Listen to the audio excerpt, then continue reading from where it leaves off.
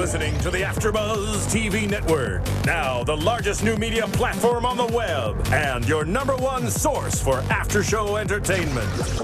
Very good, Keven. Johnson.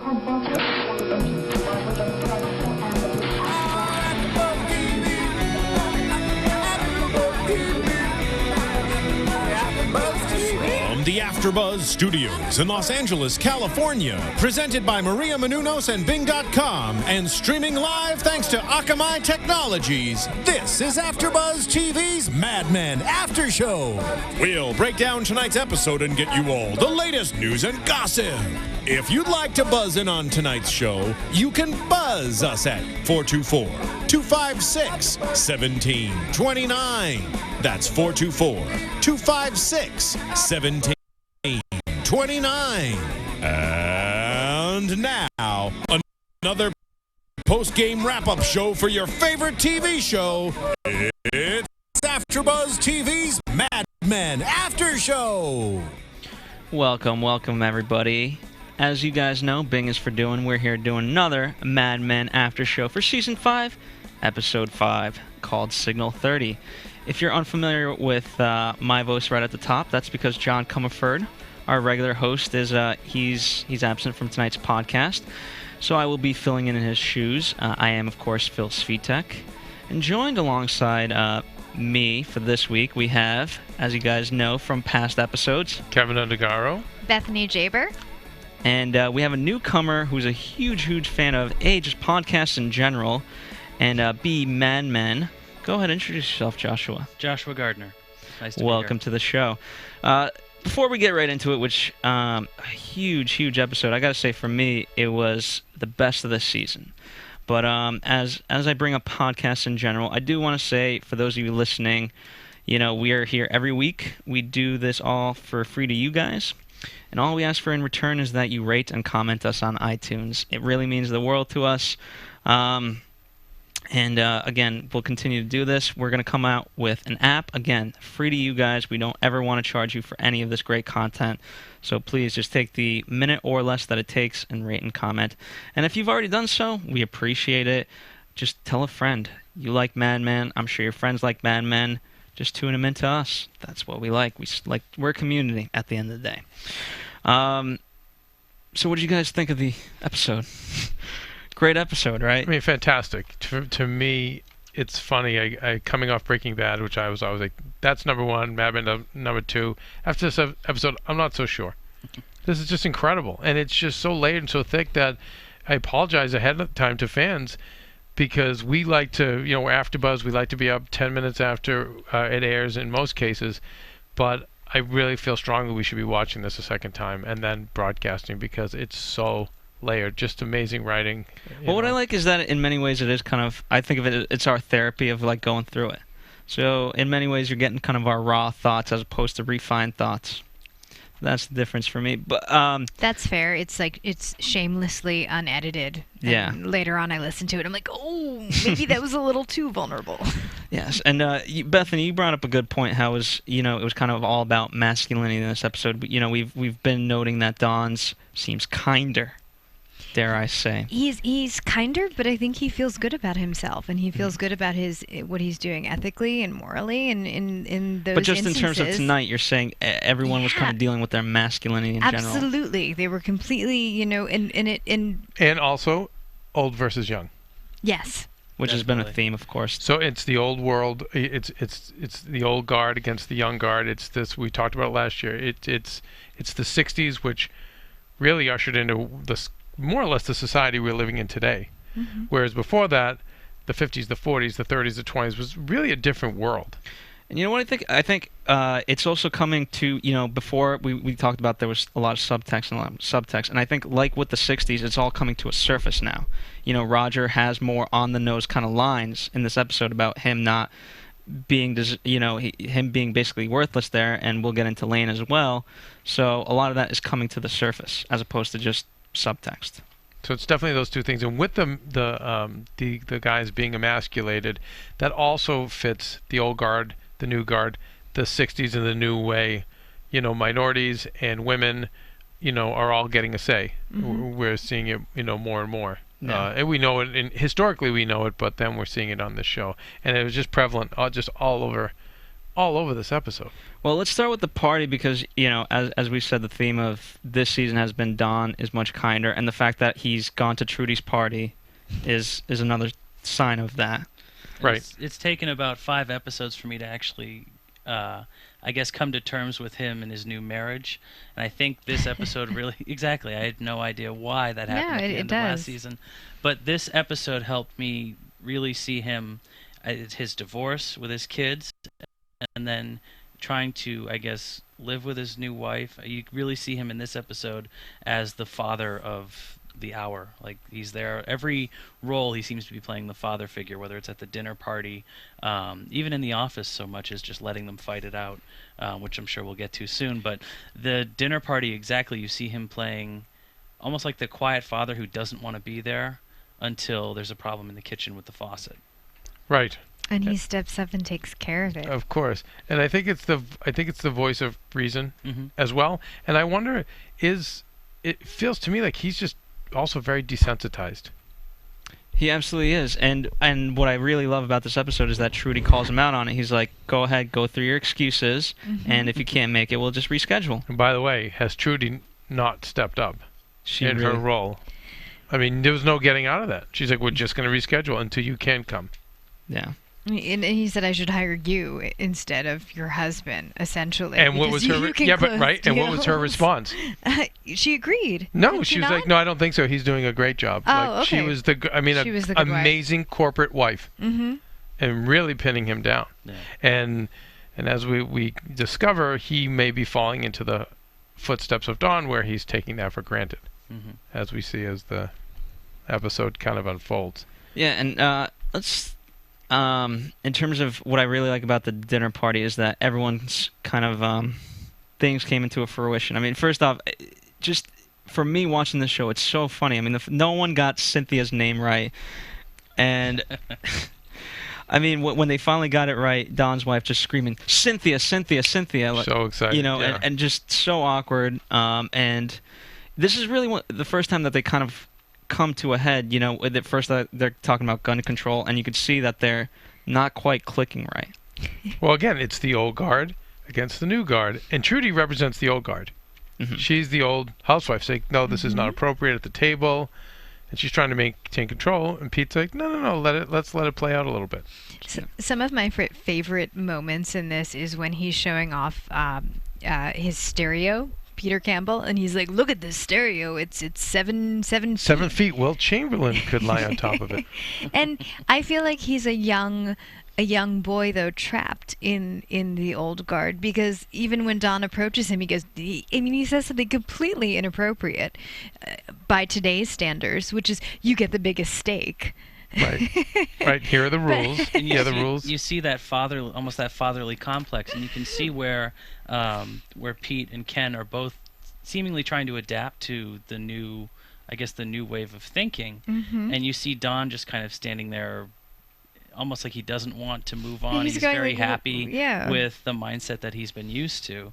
So that's where you get that gap slowly but surely, where they talk about, oh well, we know this is a big deal that you've come to dinner, and we'd really like you to enjoy yourself. And he wants no part of it. But he did put on the sport coat. He did. He did change and put on the sport coat. And again, just fantastic production design. Oh, when she asked him to change, I was like, I don't know what he's gonna wear beside. Like, wouldn't he wear that outfit? And of course, he wears that funky plaid sport coat.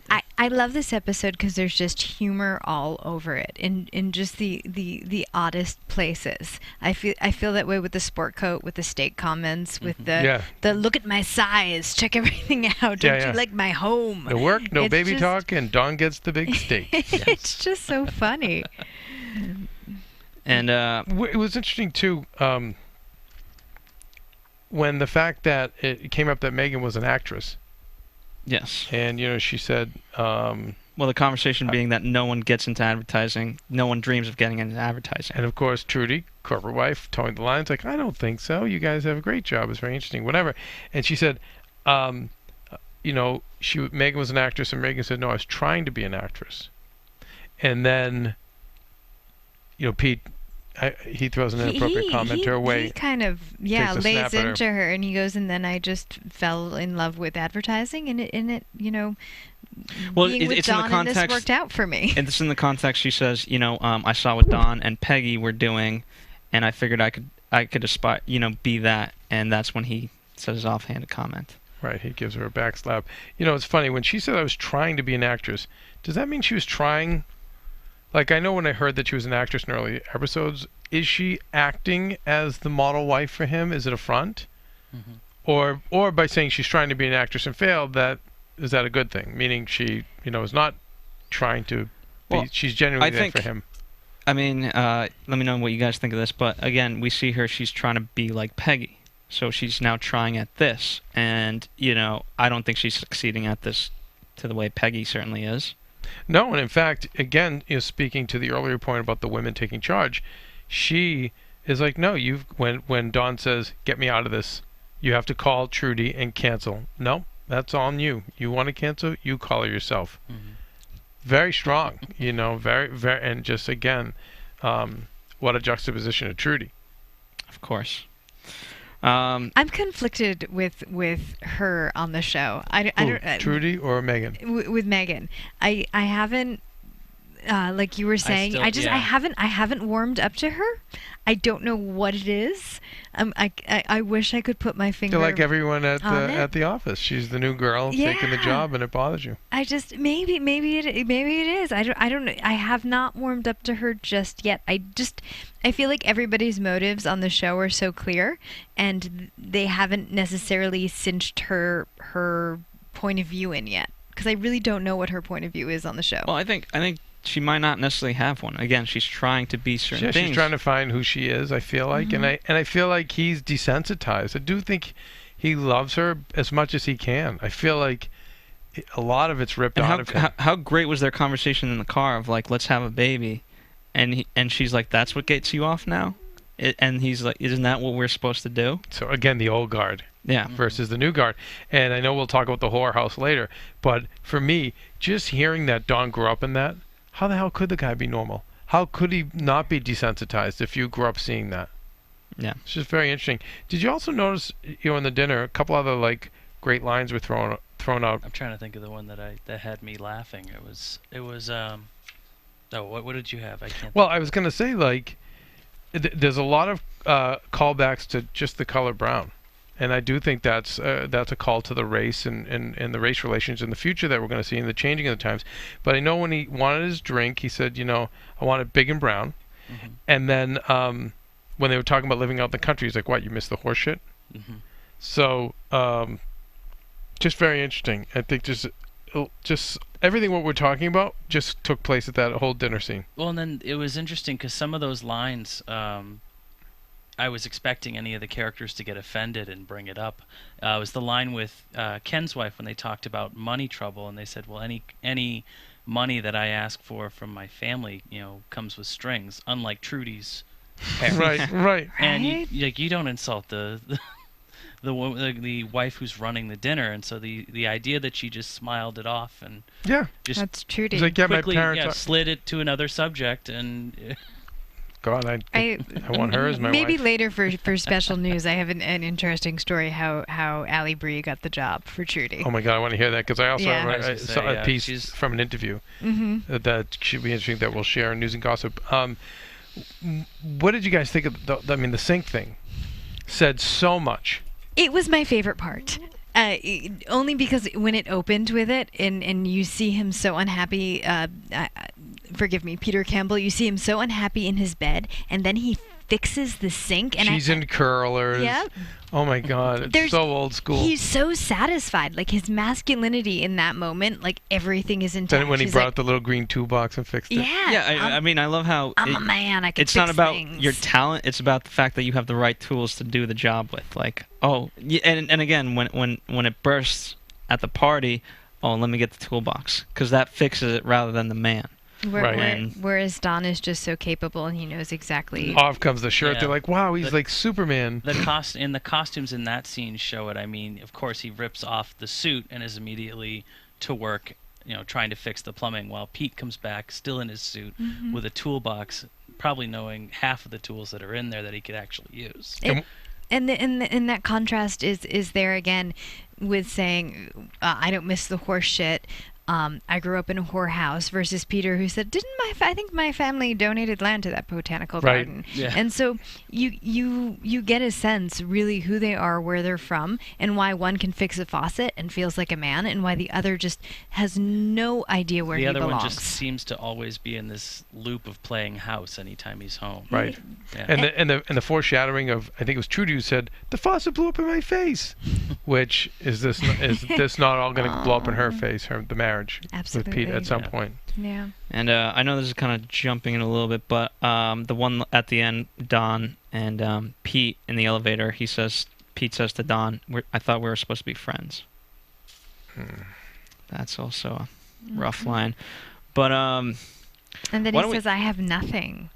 Or he refers to having nothing. And you have that solemn shot of him from the... Well, let's talk about before we... Why are you jumping ahead, Phil? Come on. Let's backtrack. Come on. You're getting us excited. Yeah. Let's talk about Ken's writing. And in particular, his short story, The Punishment of X4, which was awesome. Basically, there's a robot, and the bridge collapses, everyone dies. Ben Hargrove, excuse me. Who Yes. writes about planets, robots, and things. Yeah. It was because the robot didn't have the power to make the decision. Yeah. And is that, I mean, God, is that just speak to all of them? That's just... I almost wanted to be like, why are you telling this story at the dinner table? They're going to find out that you feel like the robot. Yeah, right. He's the robot who has no control. But is not Pete the robot? Is not Roger the robot? Is not... I don't know if I would argue. I certainly can. I mean, and you see that with Roger and their meeting together when he says, this job's supposed to give you... Think of Lane, Phil. If you think of every one of those Lane is a characters- robot. Right, but even Pete is? I think it's particularly painful for Pete, because you see this episode of him really... I guess with his marriage, he's not happy, but the way they show it, it shows it exactly like a game that he's just losing at. I mean, Dawn is, but every one of them. There's not one that I can think of.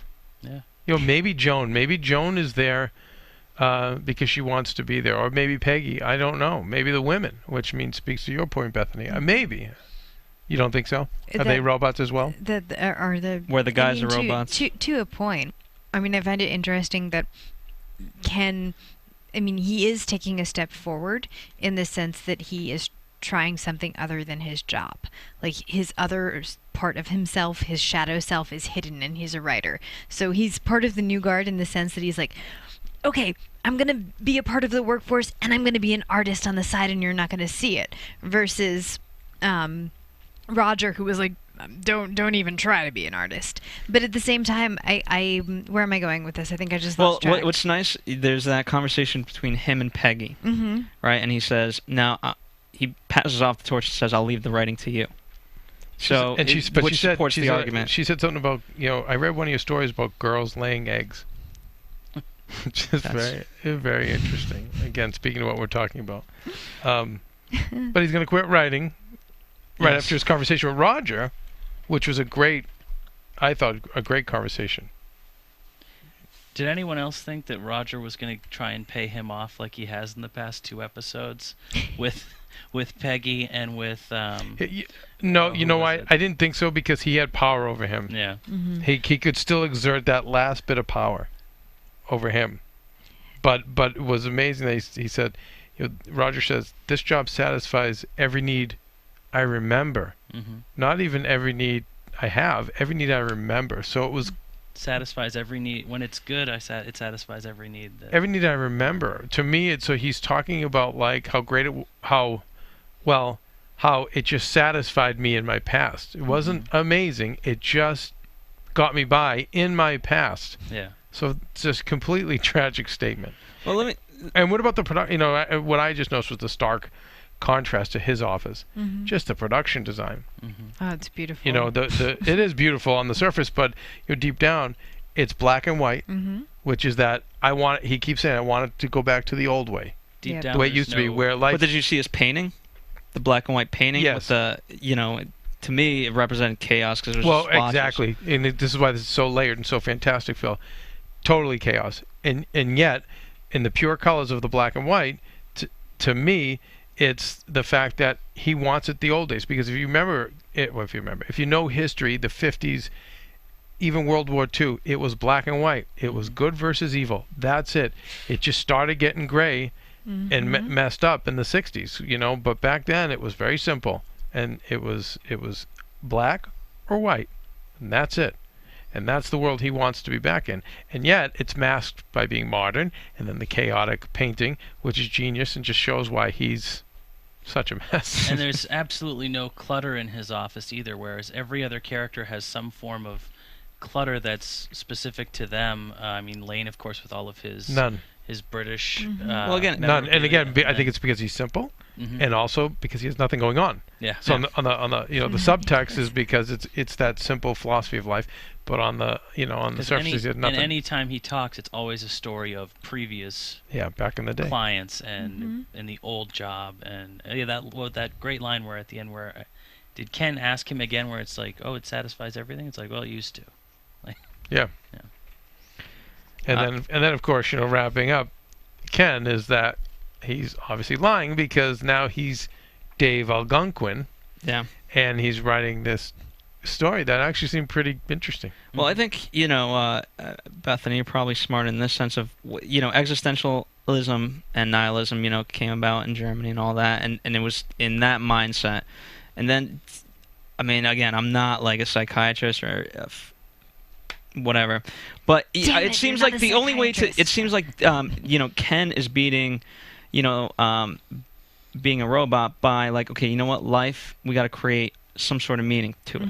And, you know, so he's reinventing himself and he's being existentialist in that sense. And it seems like maybe that's the only answer. And I don't know if that was coming about in the 60s as a philosophy. Existentialism, it was. Absolutely. Yeah, big time. So I think that's what's happening with Ken. Is that is, you know, out of this chaos, the only way to find meaning is you got to give your own life some sort of meaning. You can't just, no one's going to give it to you. No one's going to give it to you. But I do find it I find it interesting that he refuses to take ownership of it. Like he won't. He can't. It's impossible. He can't. Yeah. Well, speaking of things not being able to give you meaning, let's talk about Driver's Ed. Driver's Ed and Pete, and of course. Wow. You know, Driver's Ed just, again, so much symbolism. Him talking to this high school student.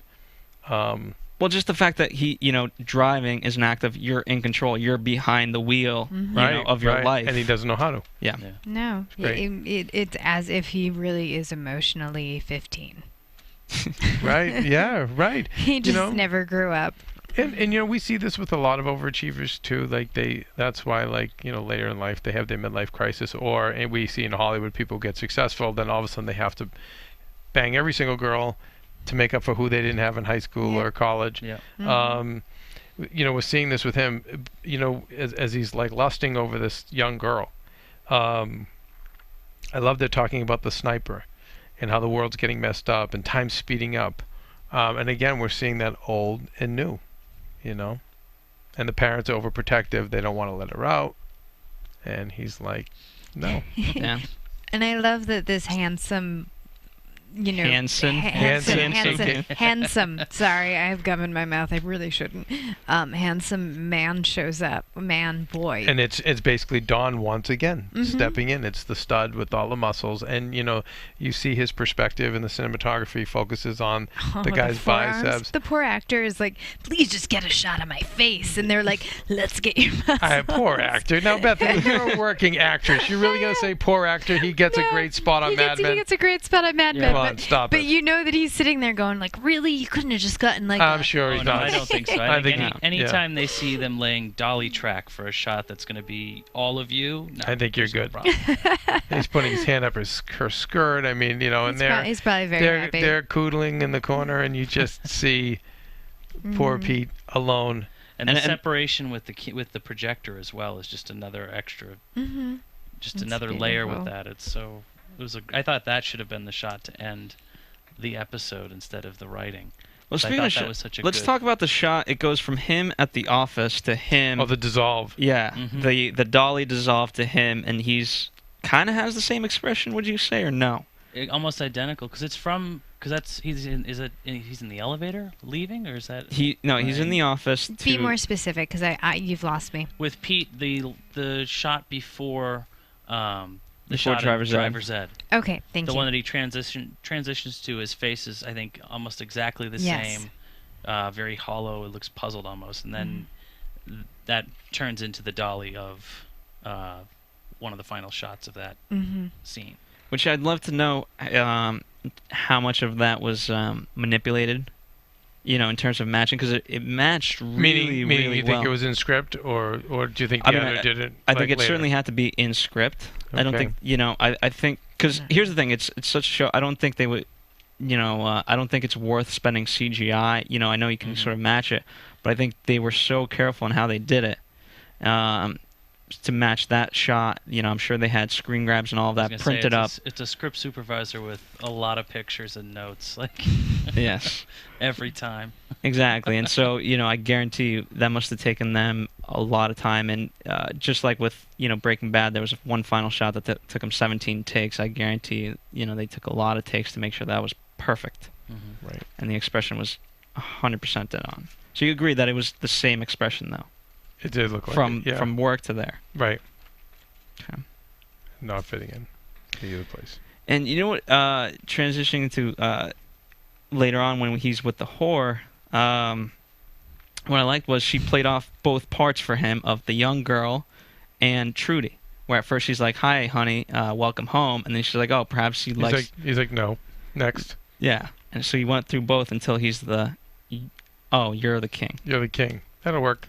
Because he's essentially had both of those fantasies. Still has in almost his childhood, as essentially a grown-up child. Like that's how we see him in this episode.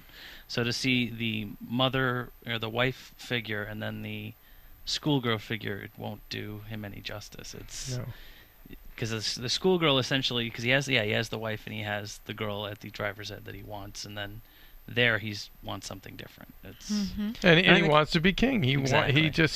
He's just so insecure and so finally wants the credit, and has been in Dawn's shadow and who knows his father's shadow like so much of his life, and now I want to be the man. Rogers as well. It's also authentic to the moment.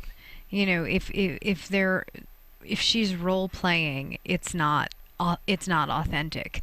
But if she's like, I'm a prostitute and you are king in this moment, it's true to the moment. And so it's actually for me it's his first honest moment in the script. Just when she says, yeah, he's like, I don't want any fake stuff. I got plenty of fake stuff in my life. And she's like, how about this? And he's like, nah, I got fake stuff there. Right. You're the prostitute. I got the money. I'm the king. This is the most truthful thing that is happening in my life right now. wow. And how awesome was the cab ride when it's just him and Dawn, and he says, "You didn't judge Roger. Why are you judging me?" And Dawn turns to him and says, "Don't mess this up." Because at least I thought you were happy. Roger isn't. Roger's miserable. Oh. He's like, he's done. He's miserable. Come on, and it's too late for him. You're young and you have a great setup and a great wife. And he's like, and I messed it up. Just because I did doesn't mean it's right for you too. Yeah. Yeah. So again, speaking to your point, Joshua being that father figure and giving him that advice, which is just backing up a little bit.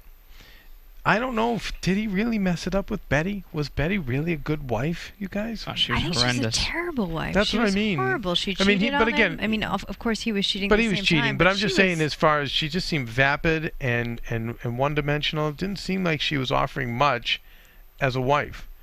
But maybe in his brain, we all do that. He's fantasized where he was at home with his kids, and maybe it was a good thing. I think it's still he's looking for that middle between the wife that really isn't there and now the wife that wants to do everything, and he's constantly trying to figure out his comfort zone of, But he's also too much, and he's still old school. So this new wife who's like, baby, what do you mean, baby? This new wife who's telling him you're gonna drive and you need to stop drinking now. He's still not used to that, and the birthday party where she's singing seductively in front of all of his coworkers. Right. It didn't help either. No. That's so funny. Which I once again to remind viewers how the influence of Mad Men, that the fact that that song became the #1 downloaded song on iTunes the Did it next really? day. That's Oh my huge. God. Crazy. Crazy thing for Mad Men. So to kind of why don't we? We should talk about Jaguar. Yeah. Let's, Oh, I would love to. That would be Huge. well, they know that. I love how.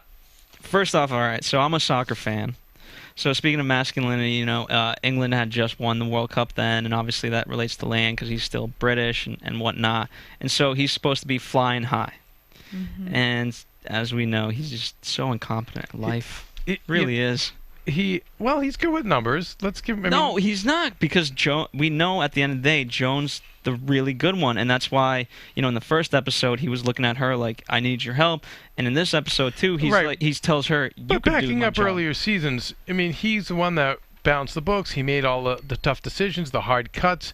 He's the one who like trimmed them down to nothing, and that's why the company that employed him wanted to advance him and give him more money, and you know they loved what he did. I think. I mean, I just think maybe on the human. I yes, think on the human level. He uses Joan as far as getting the human stuff. Yeah, exactly. Keeping everything, I guess, up to cost with staff, making sure that everything's running psychological smoothly. aspects. Oh, yeah. Because he can't rein in any of the partner meetings. And that's where he needs but that's smart business as well. Like, where the places where you are inadequate, that's when you get somebody to fill in the things that will help you, where they are adequate. What do you guys make of the amazing cut from him being like, I don't find soccer fun. That's the stuff my dad finds fun. And mind you, like, I still go back to that brutal scene with his father stepping on his knuckles and kicking his... It was horrible. Like, I just wanted the father's ass to get kicked in the worst way. And he's like, that's not me.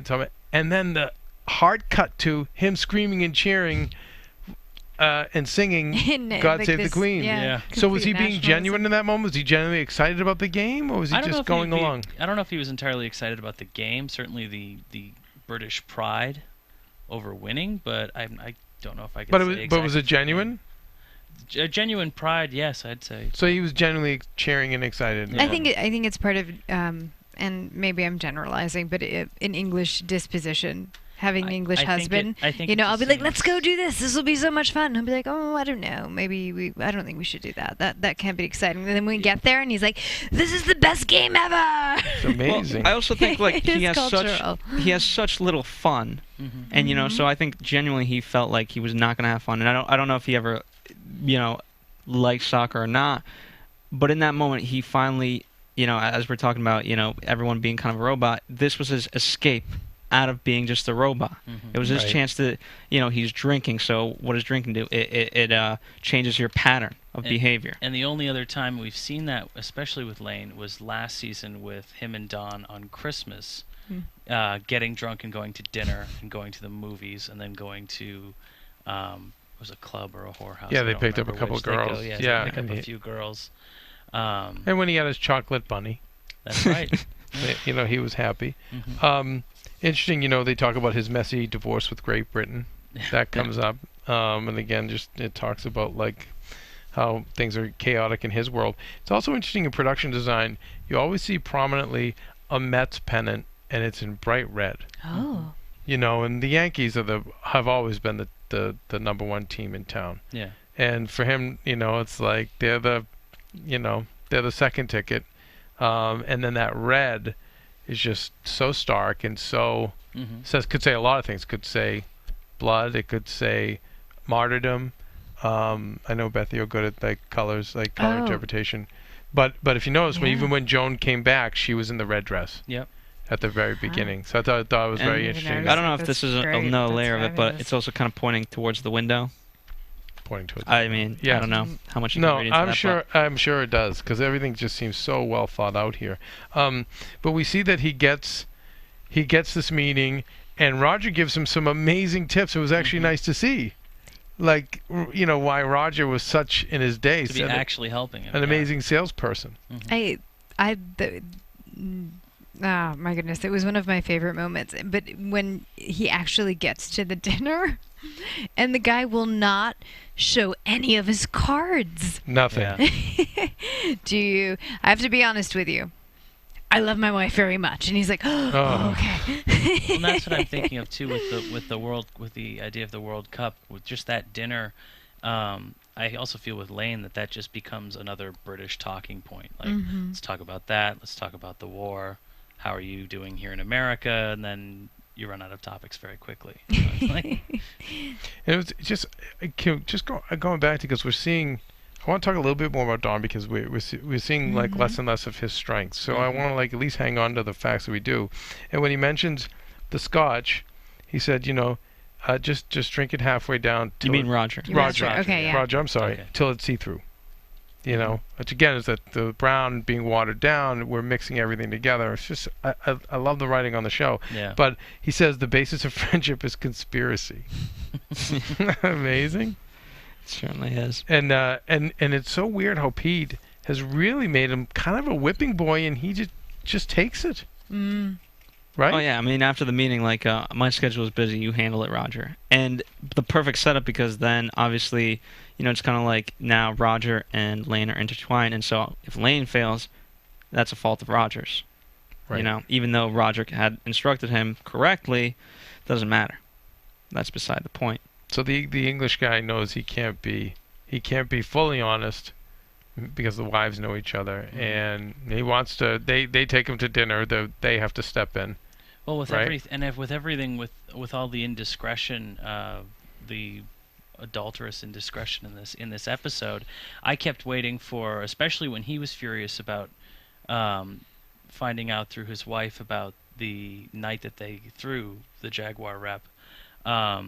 I'm still waiting for his wife to find the photograph from season 1, or from episode 1 of this season, of the lost wallet with the girl there, and then of course his indiscretion with the dancer at the club last season, and just all that is going to pile up. But you still have this almost proper British, like, you don't do that. You ruin our clients. You ruin.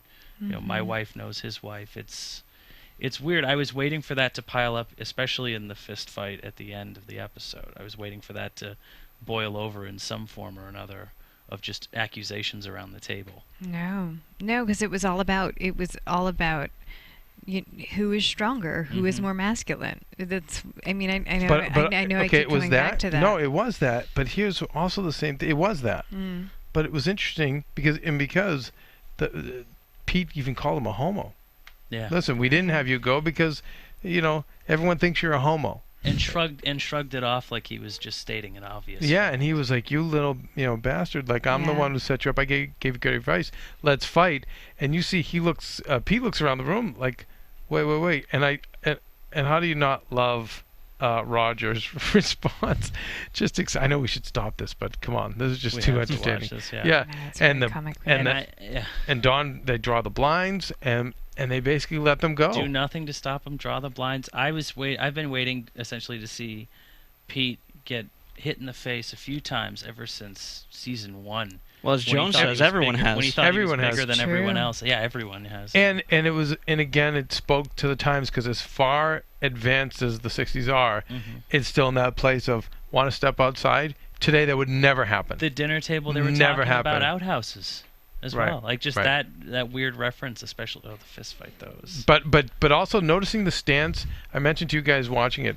Lane was in this old boxer stance, again, more like the 1800s, kind of like the Notre Dame Irish stance. Yes, and that's more pre-1950s fighting. But when Marciano came, it started with Lewis, but Marciano, the fist got turned up. So Pete was in a modern-day fighting stance, and Lane was in an old fighting stance. So once again, we're also getting old versus young, and in this case, old won. Yeah. Old was victorious. Yes, it did. Yep. Not to digress, but my favorite moment of the evening was grown men sitting with bibs on. Well, yes, it was fantastic, and another great saying, hard let's cut. Let's go to a whorehouse. Right. So he has this very refined and distinguished dinner with his old countrymen when he sits with Lane, but then when he sits with the boys. And you can just see it too, because the three of them are still trying to talk business, and you can almost see. I think the bib heightens that boyish excitement of, oh, good, yeah, and with I'd the like red, to have some fun. Big right? Babies. Yeah, and he's like, Big you got babies, like going to hopefully get satisfied. They're just. Which I don't know if you'd have to be kind of dialed into the young culture now, but lobsters have tail, and the term is chasing tail, as they say. Chasing tail, and then Well also done. he mentions when Don has his little signing off with Kenny, he said, if my about growing a beaver tail. Do you remember that? Oh yes, where he says, my wife it's like likes I write fur. Stories. It's like, oh well, my wife likes fur, but you don't see me growing a tail. Right. So it's just interesting. All this, God, it's like you wonder. I don't know. It's so advanced. It just makes me glad I don't write TV anymore, because there's no way I could keep up with these people. That's why we do reality shows. Yeah, that's why we do shit That's shows. not true. You could totally. Keep I don't think so. Yeah, you could. Not in But the let's time talk they have. about the fight then, and specifically. For me, I will give it a slight knock in the fact that it wasn't the most exciting fight to watch, but everything else is so it was great. definitely much more old-fashioned with the duel. Like, I throw a punch, then you throw a punch, then which fist fights generally, I don't care what they are, it seemed like they were more sloppy. I think also the way they had it shot and presented to us, we were meant to look at everyone else's reactions, especially Joan and Peggy when they're listening through the door. Yeah, because it wasn't really a matter, at that point it wasn't a matter of who of the two of them fighting. It was them basically saying, nope, we're going to let them play it out and see what happens, and we'll move on from this. But that was probably my favorite part of the episode. I mean, and I don't think that this will take the bite out of Pete. This will probably make him even worse. Mm-hmm. More bitter, more cruel, more vicious. I think this is the beginning of the downhill But spiral. it's also revitalized Lane. I mean, the fact that he had the audacity to kiss Joan. Right. And then Joan gets up. And the audacity to fight Pete. That's right. And say, you know what? I'm tired. I'm sick of you. I'm sick of this, and I'm sick of you. By Let's the way, go. how great is Joan? She's amazing. Yeah, she's so She's great. brilliant. She's like, okay, I don't want to kiss you, but I'm not going to humiliate you back. But let me open the door.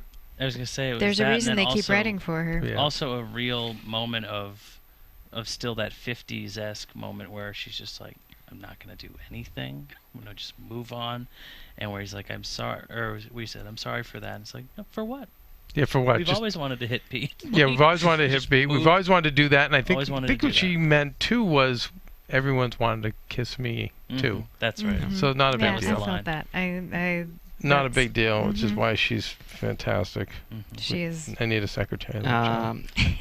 Anything else that you guys want to talk about before we head into a quick commercial break? And Well, just the fact that I think what's interesting about the whorehouse is the fact I feel like Don a couple of years ago would have been hitting some of the girls. Don't you think he would? Oh, absolutely. And now Yeah. he's just at this place. You have that great development of last week with him with the high fever and the visions of cheating on his now wife, and it's this episode you kind of see him. I'd like to say learning from that and moving on. It's certainly a development, because every other time you'd think of it, he would have Or just definitely- punched out and desensitized. That's kind of Yeah. what I feel like. I just feel like he's really desensitized, Mhm. and he can't seem to get it right. So, but I it don't gives know. it gives Bethany, you the look quizzical. Why are you so quizzical? I'm just thinking about Donna, just wondering what it is, why he is being. I think he's somewhat content. Not Which that is he, new for him. which is new for him. So I think it's an odd role for him to just kind of sit back and listen. Also, we're on the 5th season. We've kind of put him through the ringer. Mm-hmm. So there's, I think he does, character-wise, he needs a little bit of a break. He needs to be content for a little bit and give some of the supporting characters some action. Well, I'm enjoying it. I am too. I think it's great. It's great Speaking writing. of It's a great break, show. Why don't we go ahead and take our break? We've got news and gossip. We'll talk about how she got the acting role. Bethany Yeah. has her thing, so that'll On be a fun Alison special Brie. segment. Yes. We'll do predictions for next week, and of course, if you're listening to this, I'm sure there's a few things that we might have missed, but tweet at us, and we'll be happy to discuss it further or whatever with you guys via email, Twitter, any of that fun stuff. But we'll be back right after this. AfterBuzz TV. Hi, I was once like you. A lazy, angry loner whose only joy was watching TV and surfing the net. And, like you, after I'd see one of my favorite TV shows, I'd be so excited and have so many questions that I'd actually have to talk to my douchebag coworkers about it at the water cooler. Then I discovered AfterBuzzTV.com. AfterBuzz TV produces after-show webcasts and podcasts for TV series of all kinds, like post-game wrap-up shows for all your favorite TV shows. AfterBuzz TV hosts are industry insiders who break down episodes of shows, take calls from fans, and interview cast and crew from each series, with over 60 different after-shows, from Boardwalk Empire to American Idol to Vampire Diaries to Real Housewives, and more. Now, after a night of TV, I can ignore my stupid coworkers, who I hate, and go straight to my desk and watch or listen to all my favorite AfterBuzz TV after shows, and have all the TV fan interaction I need. Thank you, AfterBuzz TV. AfterBuzz TV. What do you want to buzz about? Welcome back, fans. So before we get into news and gossip, I want to spread this news and gossip. For those of you who don't know, our own Maria Menounos, co-founder of AfterBuzz TV, alongside our own Keven Undergaro here. He's blushing. She is on Dancing with the Stars, an ABC show. Yeah. And if you haven't been voting, please do so. The longer she stays on AfterBuzz TV, well, do you want to say why it's helpful to the network? It's always helpful to keep voting for Maria because it keeps her distracted so we can keep spending money behind her back. It's true. And she's fabulous on the show, and it's fun. Yeah, so she actually we do get a lot of comments that she's a great dancer. So I think she deserves it. And she's very happy. Maria never ever danced before. No. She sang in choir, never acted or danced, and for dancing, it's not that she had two left feet, but she was never ever a dancer. So it's been new. Derek Huff is a great teacher, and whatever, just taking it 1 week at a time. How about this? Great. If you enjoy Maria's dancing, keep voting for her. Right. If you want to be a sadist and be mean to her because she has her full-time job over at Extra, and then she's got 10 hours of dancing practice 7 days a week, keep voting for her so she can continue. Yeah, because it's painful. It is. Yeah. All right, so news and gossip. Yes. AfterBuzz TV News. Well, Pete Campbell, a.k.a. Vincent Kartheiser, dished to IGN.com about what makes Pete Campbell tick. Most interesting may be his take on co-star and on-screen wife, Alison Brie, a.k.a. Trudy. IGN has spoken to Alison Brie before about Trudy, and she said she thinks there's a hint of Lady Macbeth to that character. Vincent Kartheiser responded, "Sure, leave it to Allie Brie to bring Shakespeare into it.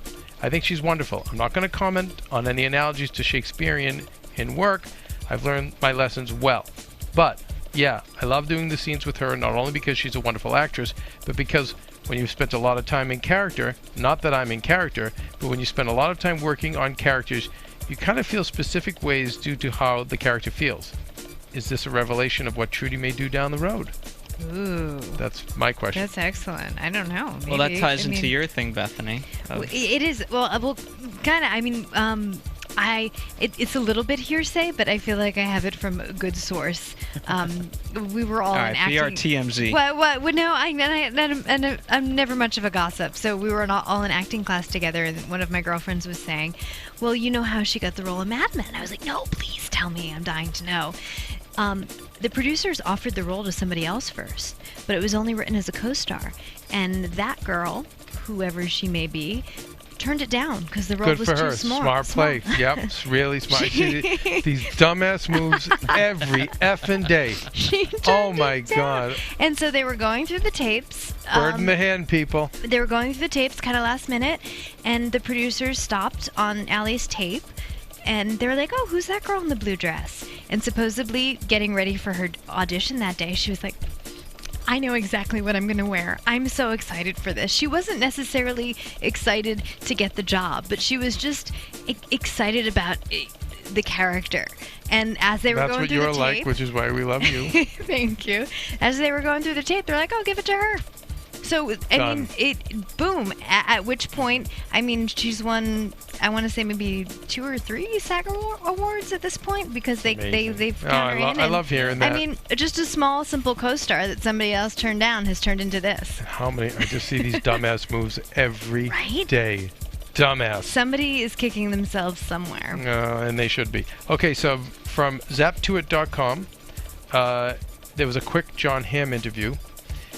When discussing research for the show, John looked to his older sister who was born in 1960. He also had another sister that was born in 66, and he had a lot of pictures and stories to go by, from that era, which really helped him. As far as the show being somber and the mood on set, as far as the show being somber and the mood on, and talking about the mood on set, Hamm said it's actually fun. I work with John Slattery quite a bit. He's one of the funniest men on the planet. We try to keep it as loose as we can without being disrespectful to the work that's going on. Hamm's also been a fan of comedy for a long time. Although he doesn't think he's particularly a funny person, he talks about when he first moved to LA, he was a big comedy nerd and would go to all the Largo, UCB, all those places. All those shows. And he loved it because you'd pay $5 and get 3 hours of comedy. And he's like, back when I made $100 a week, it's awesome. That was amazing. It's still awesome. It is. Now, as reported, and by the way, if you want to go to zaptoit.com and read more about the interview, you can. And also, IGN.com has much more on Vincent Kartheiser. I want to make sure we give credit where it's due. As reported in the New York Post, John Slattery told Jimmy Fallon about Hamm, he gets a little ornery. Says Slattery, Hamm gets a little ornery when you make him do it too much. Slattery said while a guest on Late Night with Jimmy Fallon. Too many takes, and he's like, come on, we did it already, let's go. And by the way, from meeting him a couple times, I kind of could see that. Yeah. I could see him getting... But I've heard that, at least in interviews, he said his perspective has changed a little bit since he's directed. Maybe a little more patient. It's funny. Sometimes it's the sound, sometimes it's the camera, sometimes it's the actor. It's like when you get all 3 of them to match up. Especially when you get into those scenes with a dolly and the kind of focus that you've seen, especially in this episode, you really see the amount of detail and the amount of takes is just insane. Tom Hanks always says, if you're an actor, direct, and if you're a director, act. He's like, because then you'll be much more sensitive to what either part is going, and you'll be much more effective at your craft. Absolutely. Rich Oliver, a.k.a. Harry Crane, was interviewed with a website called ology.com. And again, a very long, extensive interview if you guys want to check it out. We heard what I thought was interesting when they asked him about all the secrecy. Weiner's known for keeping critics and viewers in the dark about the show. And they asked him if he was allowed to tell his wife. He said, as far as my wife goes, most of us have Matt's blessing to talk to them about that kind of stuff. My wife has been a part of the Mad Men world as long as I have, so she's in that circle of trust. As far as everyone else goes, I much prefer to let people be surprised. I watched Breaking Bad and The Wire, and if anyone had ruined those for me, I would have undoubtedly been disappointed. Oh, yeah. I get it, too, because a lot of times we have chances here to get spoilers. We have chances to get our hands on scripts, and I don't want it. I don't want it. I love watching every week and being surprised. Especially Breaking Bad. Never have I gone on AMCTV.com to look at the next clip. I don't. I'm with you, Josh. Never want to see it. I want to see it on Sunday. And I know we've knocked when we go into predictions. We've knocked how cryptic I love that. The scenes are from next week. Very much like The Sopranos was at the end. I enjoy it because I love being surprised. I love the twists and turns. It's so funny. I could read the script and you could tell me what was going to happen, and I'm still surprised. I don't know what that is. Oh, I love that. It's so bizarre. I love that. I'll cover my face and I'll be like, don't know, and I know it's coming. The magic of it all. Democrats and Republicans were up in arms about last week's Mad Men reference to Mitt Romney's dad. Liberals thought it was a justifiable poke at Romney and his dad. Conservatives thought it was more of the typical left-wing Hollywood media taking swipes. They based their presumption on Matt Weiner's usual liberal stance. Thoughts? Wouldn't it just be a connection as far as a place in history to current events? How about just give him credit for being clever? That's all. Yeah, I don't think there was current events. I don't think there's anything behind it. They had gone on about the fact that Hamm knocks John Kennedy. Not Hamm, excuse me.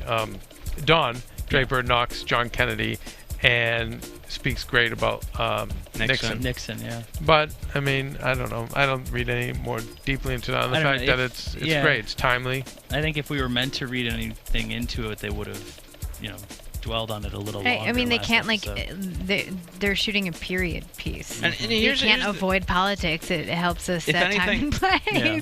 It's great that they're writing it. I mean, you could say, oh, it's Matthew Weiner. It's Matthew Weiner's philosophy coming out. No, what's great is that it's that character's philosophy coming out. Mm-hmm. Right. And that's the best writing. Is they're writing from the perspective of whoever. And it all feels very real to me, so I don't feel like there's a slant. I always feel like every episode has at least one or two jokes on the history, whether it's a joke that connects to events that we're experiencing now. Just with the record player tonight, just look at this great. It's 7 feet long. It sounds wonderful. I know. Now we have this. Exactly. Yeah. And now we have iTouch. Exactly. And we can play it as loud as we want. Like 3,000 songs in here. Yeah. Okay, from the Associated Press's Kim Cook. Now that another season of Mad Men is taking us back to the 60s, lovers of mid-century modern style are eyeing the sets for inspiration.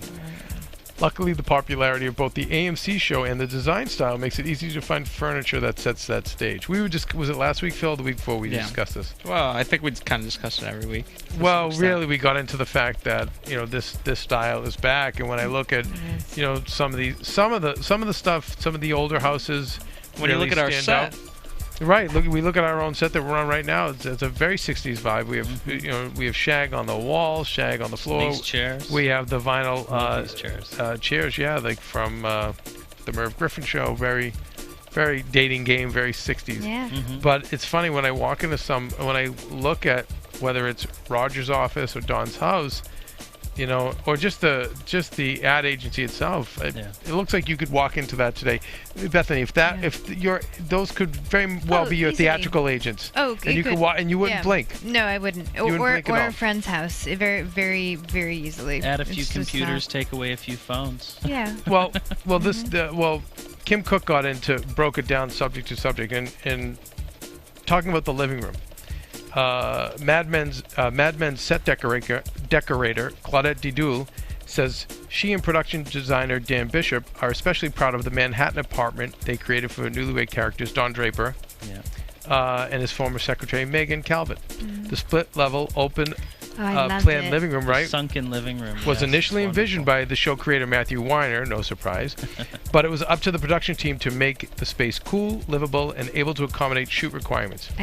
We have to be able to move walls and set up camera platforms, so we couldn't have actual furniture in certain places. The sofa, bench, and wall unit are all built for the space and can be easily removed, says Didoul.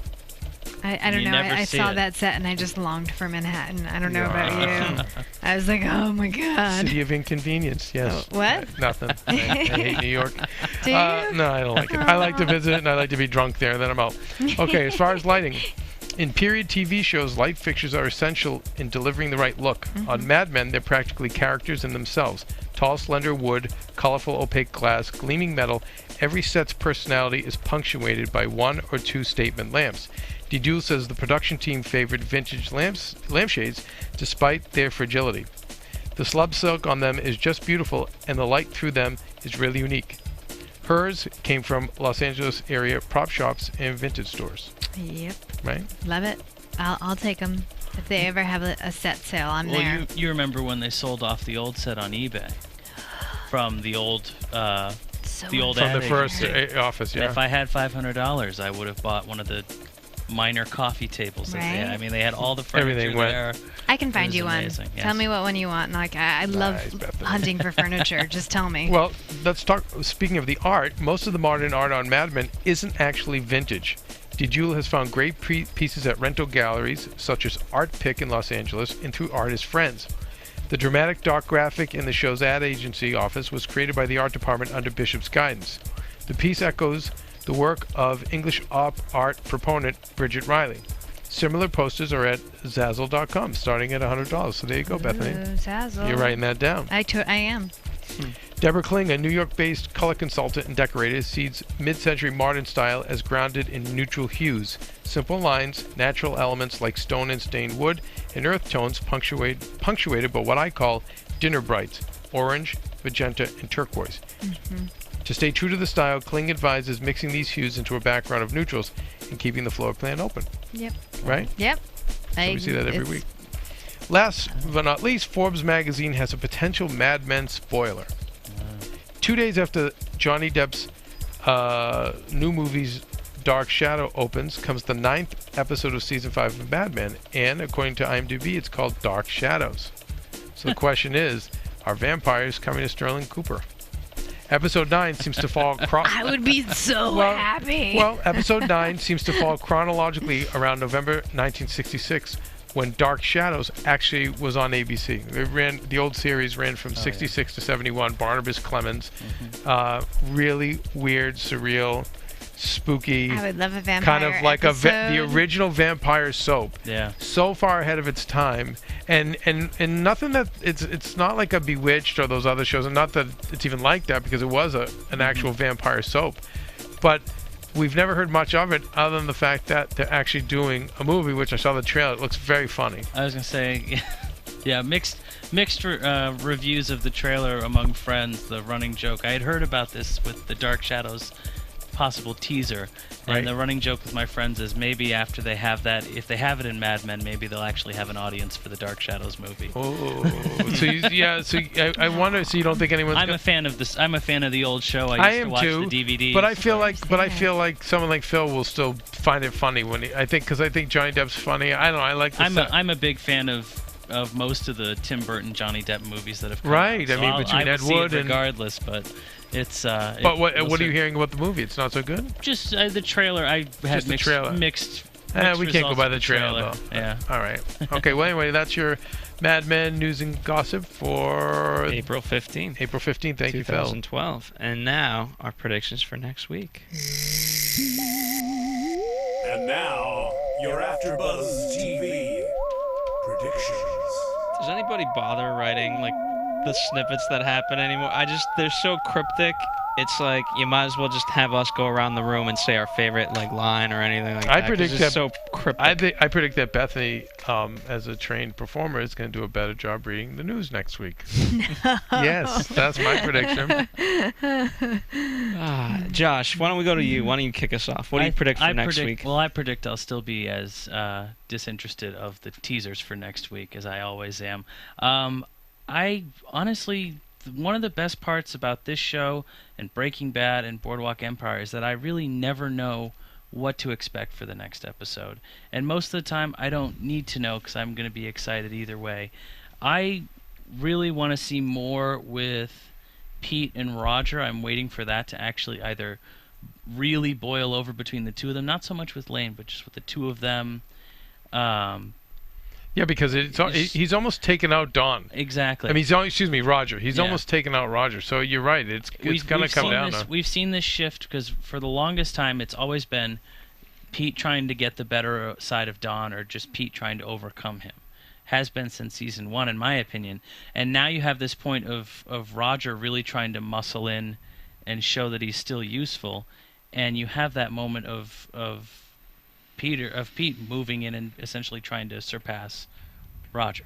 Well, for me, from a story perspective, you're hitting the mid-season, so some of the stuff that we've been heading to will have to close off, and then then there's going to be through lines that continue all the way to the end. Like I think the Betty thing, I think it certainly won't get resolved next episode, but is going to be headed for a season finale. The fact she's on pills now, I mean, that's all going to pay off. Oh, yeah. Exactly. Joan, I was expecting a little more in this episode, but obviously they just kind of threw her back to the workplace and wrapped it up like that. Bethany, what do you... I don't really have predictions. I think mine is for Peter, and what I really feel is that it was bad for him today, but this is just the beginning. Beginning of his downward slide, or his rise to evil power? I think of his downward slide. I think it's going to get so much worse, and Don's going to have to save him, which he's really going to hate. And what's interesting? We do remember with Alison Brie mentioning the fact that she's going to be Lady Macbeth. It's kind of interesting, right? Well, I mean, we saw hints of it tonight, but if she's Lady Macbeth, she's going to do more to prop him up. But is that going to lead? Do they mean that's going to lead him to doom? Is it that much? I don't think it's going to go well for him. I don't think the audience wants him to succeed. I think the writers are maybe a little tapped into that. It's interesting because at the end of the day, he's such a nice guy, and yet I don't like him. Does anybody like him here? I do. Okay. I do. I like him because I just see him struggling and trying and failing, and I relate to that. Okay. Sadly. That's fair. All right. Well, on behalf of everyone here, why don't we go around the room real quick? Because again, such a brilliant show. We go up 5 minutes after we watch it. I guarantee we didn't cover all the ins and outs of it, but nevertheless, if you'd like to point some out that we did miss, we'll gladly talk to you via Twitter at Bethany with an IE or literarygirls.tumblr.com. Really? Yeah. I'm at Undergaro. At PD Svitek. I'm at JJG32. Joshua Gardner was already typing. Oh, that's a shame. Well, anyway, as always, tell a friend, rate and comment on iTunes, vote for Maria on Dancing with the Stars, and we'll see you here next week. Yeah. From Bing.com, executive producers Maria Menounos, Keven Undergaro, Phil Svitek, and the entire AfterBuzz TV staff, we would like to thank you for listening to the AfterBuzz TV network. To watch or listen to other after shows and post comments or questions, be sure to visit AfterBuzzTV.com. I'm Sir Richard Wentworth, and this has been a presentation of AfterBuzz TV. Buzz you later. The views expressed herein are those of the hosts only and do not necessarily reflect the views of AfterBuzz TV or its owners or principals.